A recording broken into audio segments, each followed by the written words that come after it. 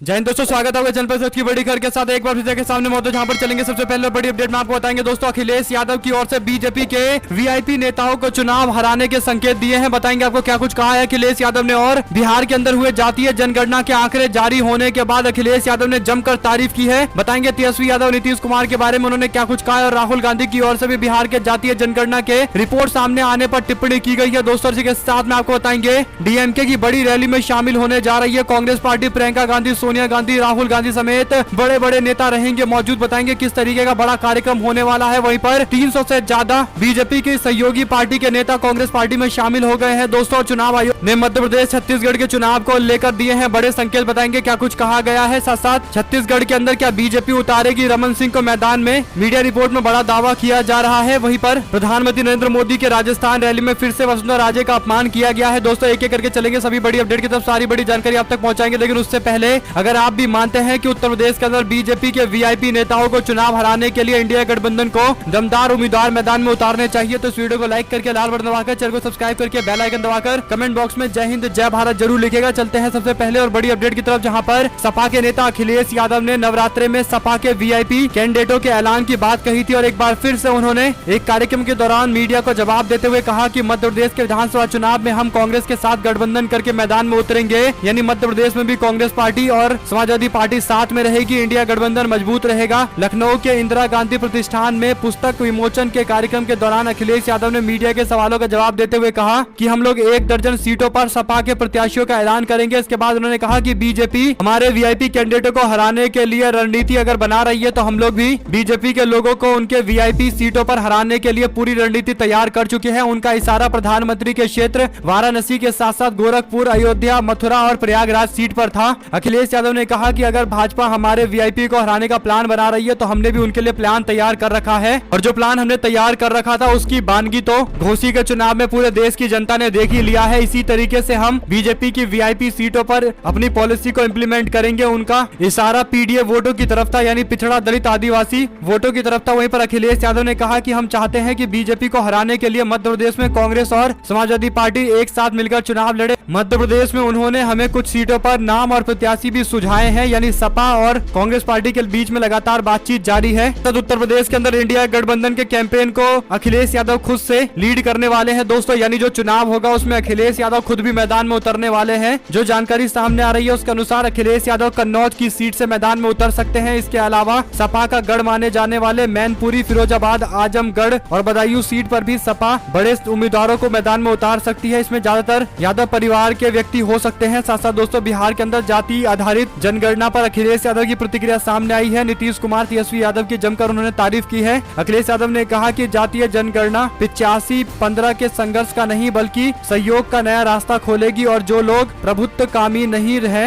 बल्कि सबके हक के हिमायती हैं वो इसका समर्थन भी करेंगे, स्वागत भी करेंगे। इसके बाद उन्होंने बिहार सरकार की जमकर तारीफ की है। तेजस्वी यादव, नीतीश कुमार दोनों की तारीफ की है। अखिलेश यादव ने मोदी सरकार से देश भर के अंदर जातीय जनगणना कराने की अपील करते हुए कहा कि बिहार में जाति आधारित जनगणना प्रकाशित हुई है। ये समाज के न्याय का गणित आधार है। जब लोगों को ये मालूम पड़ता है कि वो गिनती में कितने हैं तब उनके बीच एक आत्मविश्वास भी जगता है और सामाजिक नाइंसाफी के खिलाफ एक सामाजिक चेतना भी, जिससे उनकी एकता बढ़ती है और वो एकजुट होकर अपनी तरक्की के रास्ते में आने वाली बाधाओं को दूर करते हैं, नए रास्ते बनाते हैं। सत्ताओं और समाज के परंपरागत ताकतवर लोगों के द्वारा किए जा रहे अन्याय का भी खात्मा करते हैं। इससे समाज बराबरी के मार्ग पर चलता है, समेकित रूप से देश का विकास होता है। जातीय जनगणना देश की तरक्की का रास्ता है। अब ये निश्चित होगा कि पीडीए ही भविष्य की राजनीति की दिशा तय करेगा। साथ साथ दोस्तों अखिलेश यादव के बाद राहुल गांधी ने भी बिहार सरकार के फैसले की तारीफ की है। राहुल गांधी की ओर से बयान देते हुए कहा गया कि बिहार में जातीय जनगणना से पता चला है कि वहां ओबीसी, एससी, एसटी 84% है। केंद्र सरकार के 90 सचिवों में से मात्र 3 ओबीसी है, जो देश का मात्र 5% बजट संभालते हैं। इसलिए भारत के जातीय जनगणना करानी जरूरी है। जितनी आबादी उतना हक, ये हमारा प्रण है। जयराम रमेश ने भी ट्वीट करते हुए लिखा कि बिहार सरकार ने अभी राज्य में कराए जातीय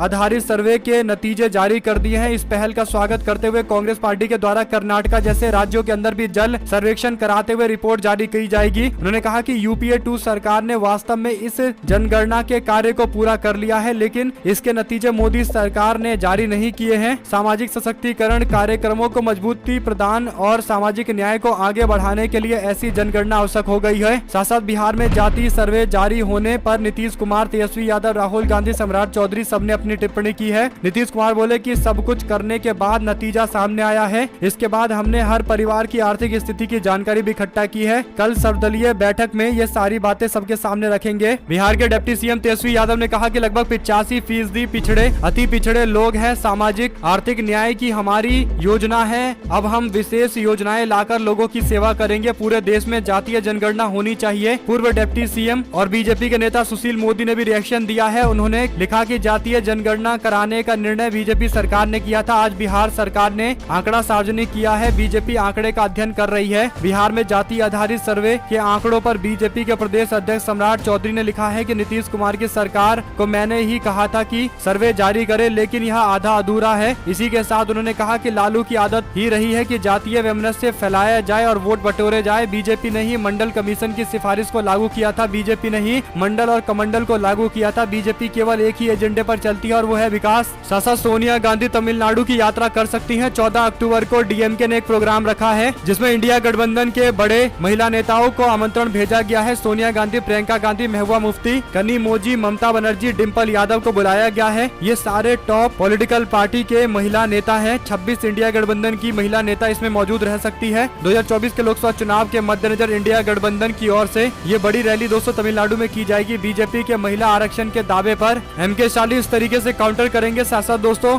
एमएलए, एमसी, अवस्थ और मुस्लिम नेताओं ने चन्नपटना के विधानसभा क्षेत्र में जेडीएस छोड़कर कांग्रेस पार्टी ज्वाइन कर ली है। लगभग 3000 जेडीएस के कार्यकर्ता कांग्रेस पार्टी के नेता और राज्य के deputy CM DK Shivakumar की मौजूदगी में कांग्रेस पार्टी ज्वाइन कर चुके हैं। जेडीएस पार्टी में लगातार फूट जारी है। कांग्रेस पार्टी का विस्तार हर जगह देखने को मिल रहा है। साथ साथ दोस्तों चुनाव आयोग ने 6 अक्टूबर को प्रवेशकों की बुलाई बैठक। एमपी, छत्तीसगढ़, राजस्थान, तेलंगाना, मिजोरम के प्रवेशकों को बुलाया गया है। बैठक के बाद किसी भी दिन तारीखों का ऐलान हो सकता है। साथ साथ 44,000 करोड़ के कर्ज को लेकर चुनावी मैदान में उतरे हैं 4 राज्य सरकारें। इसमें मध्य प्रदेश, छत्तीसगढ़, राजस्थान, तेलंगाना राज्य शामिल है। गुजरात, महाराष्ट्र, तमिलनाडु भी सबसे ज्यादा कर्जा लेते हैं। आरबीआई की ओर से एक रिपोर्ट जारी की गई है जिसमें देश की राज्य सरकारों को लेकर कई तरीके के दावे किए गए हैं। इसमें मध्य प्रदेश, छत्तीसगढ़, राजस्थान और तेलंगाना सरकारों पर कर्ज लेने का दावा किया गया है कि उन्होंने 44,000 करोड़ से ज्यादा का कर्ज लिया है। और क्योंकि ये चुनावी साल है तो कहा जा सकता है कि वादों को पूरा करने के लिए ऐसा किया जा रहा है, जिसकी आलोचना भी की जा रही है। साथ समाजवादी पार्टी के नेता आईपी सिंह बोले, कहा यूपी प्लस बिहार गई मोदी सरकार, इंडिया प्लस पीडीए, नो मोर एनडीए। 8 बार के मुख्यमंत्री पटेल समाज से है। बिहार सरकार का ऐतिहासिक ऐलान। जातिवार सर्वेक्षण के जो आंकड़े आए हैं सिर्फ बिहार ही नहीं यूपी समेत देश की राजनीति को भी प्रभावित करेंगे। साथ साथ दोस्तों राजस्थान, छत्तीसगढ़ 50-50 नामों पर मुहर लग गई है। रमन सिंह को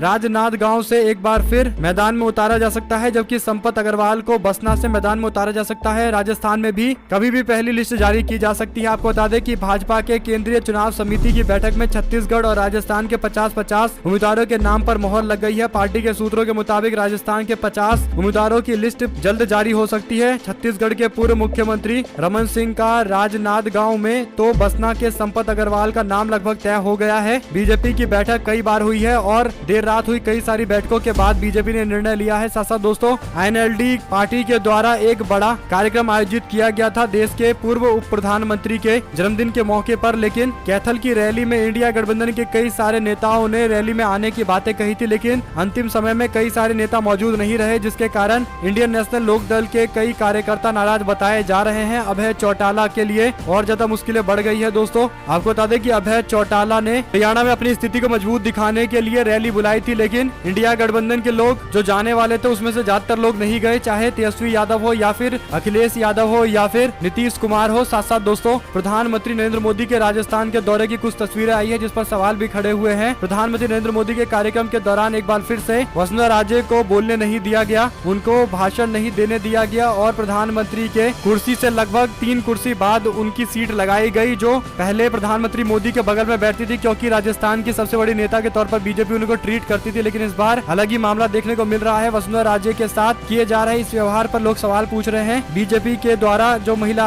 एम्पावरमेंट की बात की जा रही है, महिला सशक्तिकरण की बात की जा रही है, 33% रिजर्वेशन देने पर अपनी पीठ थपथपाई जा रही है। क्या यही महिला सशक्तिकरण है कि राज्य की एक पूर्व महिला मुख्यमंत्री को बीजेपी के लोग एक सामान्य कार्यकर्ता से भी नीचे ट्रीट करने की कोशिश कर रहे हैं? साथ साथ उदयपुर के हत्याकांड मामले पर यानी यानी कन्हैयालाल हत्या मामले का जिक्र करते हुए प्रधानमंत्री अशोक गहलोत पर निशाना साधते दिखाई दिए। यानी चुनाव जैसे जैसे नजदीक आता जा रहा है, उदयपुर में टेलर कन्हैयालाल की हत्या का जिक्र करके बीजेपी कहीं न कहीं चुनाव को एक अलग मोड़ देना चाहती है। आप लोग की जो भी राय हो लिखकर जरूर बताएगी, क्योंकि राजस्थान की सरकार ने तत्काल कार्रवाई की थी, 24 घंटे के भीतर ही न्याय दिया गया था। साथ साथ दोस्तों सूर्य प्रताप सिंह रिटायर्ड IAS अधिकारी बोले, कहा मनुवादी व्यवस्था के अंत का आरंभ पिछड़ा दलित आदिवासी ही अब हर राज्य का मुख्यमंत्री होगा। पूंजीपति हित साधक सामंतवादी बीजेपी पार्टी के लाख विरोध के बावजूद बिहार ने जाति आधारित सर्वे पूरा कर देश की राजनीति को एक नई दिशा दी है, जिसकी जितनी संख्या भारी उसकी उतनी हिस्सेदारी, नौकरियों और सत्ता के अंदर इस तरीके से भागीदारी होगी। सदियों के शोषण अभी जातियों के अधिपत्य से मुक्ति के युग का आरंभ है। भारत में नई क्रांति लाएगा। कई नकली ओबीसी छलकर स्वर्ण से ओबीसी बने लोग, उनको कुर्सी छोड़नी पड़ेगी। लेकिन सवाल यह है कि आखिर बीजेपी पार्टी जातीय जनगणना का विरोध क्यों कर रही है। और हाँ, उत्तर प्रदेश कोई बिहार से भिन्न नहीं है, यहाँ तो जातीय संख्या इसी तरीके की होगी। क्या अब यूपी के अंदर भी बिहार की चाल चली जाएगी, यानी यूपी भी चलेगा क्या बिहार की चाल? क्या यूपी के अंदर भी जातीय जनगणना कराई जाएगी, ये सवाल पूछा गया है। दोस्तों आप लोग को अगर एक भी खबर अच्छी लगी हो तो इस वीडियो को लाइक करके लाल बटन दबाकर चैनल को सब्सक्राइब करके बेल आइकन दबाकर कमेंट बॉक्स में जय हिंद जय भारत जरूर लिखिएगा। हमारे साथ जुड़े रहेंगे सभी दोस्तों, भाइयों, बहनों, मित्रों का बहुत बहुत धन्यवाद। देख रहे थे आपका अपना चैनल जय हिंद।